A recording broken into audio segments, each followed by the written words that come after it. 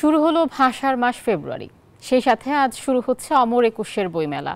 দুপুরে বইমেলার উদ্বোধন করবেন প্রধান উপদেষ্টা ডক্টর মোহাম্মদ ইউনূস। জুলাই গণ অভ্যুত্থান, নতুন বাংলাদেশ বিনির্মাণ এই প্রতিপাদ্য নিয়ে ভাষার চেতনায় ঋদ্ধ অমর একুশে বইমেলায় বিশেষ আকর্ষণ থাকবে জুলাই চত্বর। বাংলা একাডেমি আর সোহরাওয়ার্দী উদ্যানে চলছে শেষ মুহূর্তের প্রস্তুতি। আর লেখক প্রকাশকদের হামলা মামলায় গ্রেপ্তারকৃতরা জামিনে মুক্ত হলেও নিরাপত্তার শঙ্কা নেই বলে জানিয়েছেন ডিএমপি কমিশনার। শুক্রবার বইমেলার নিরাপত্তা প্রস্তুতি পরিদর্শন শেষে এসব কথা বলেন তিনি। জানান, ডিএমপির বাইরেও র্যাব, গোয়েন্দা সংস্থা বইমেলার নিরাপত্তায় নিয়োজিত থাকবে। এবার টিএসসি থেকে দোয়েল চত্বর সড়ক সারাদিনই বন্ধ থাকবে। ঢাকা বিশ্ববিদ্যালয়ের আশপাশের এলাকায়ও নিরাপত্তা ব্যবস্থা জোরদার করা হবে। ঢাবি এলাকায় মেলা চলাকালীন সময়ে 1 মাস কোনো ভারী যানবাহন চলবে না।